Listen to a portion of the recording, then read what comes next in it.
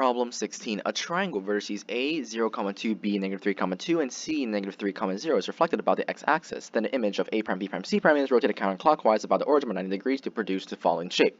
Which of the following transformations will return that shape to the original? Well, these points are pretty complex. So at the very core of this question, it's not dealing with shapes. It's dealing with points. And it's testing your knowledge of how point rotations work. And so give yourself the most basic point possible.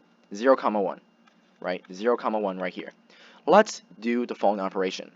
This point is reflected across the axis.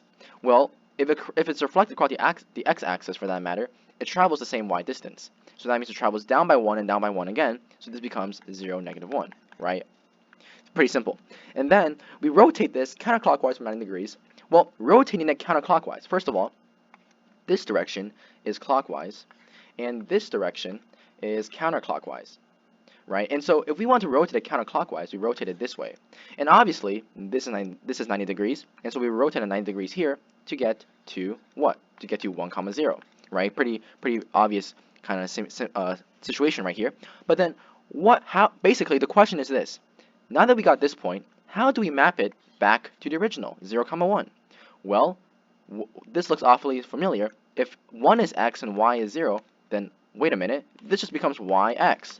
If we want to flop the positions of the coordinate, we reflect it across the line, y is equal to x, right? Because basically, let me look at the function, y is equal to x. We literally flip the positions of x, y.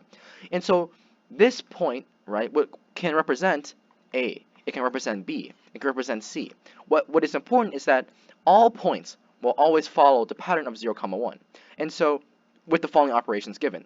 And so, that means that we can treat this as the final A prime point, for example. And then to map it back, well, we got to reflect it across y is equal to x. And so choice D is your answer.